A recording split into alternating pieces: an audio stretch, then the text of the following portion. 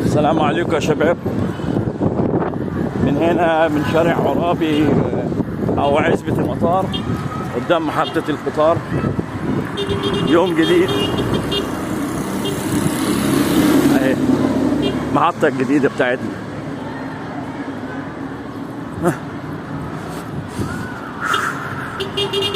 يوميا لازم الواحد يخلي باله. على فكرة الواد اللي هو كان بيسجل لي في الباب ده طلع حرامي شنط، سرق شنطة لاعب واتمسك ومشوه زي الكلب من هناك. ده الاسم اهو، الاسم الجديد اسم المنيرة.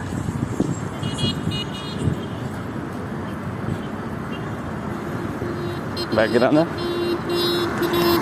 دي محطة جديدة بتاعتنا.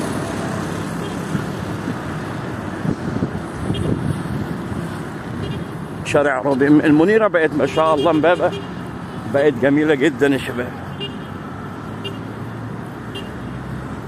امبابة اتطورت بقت زي المهندسين بالظبط واقوى من المهندسين. ده شارع عرابي.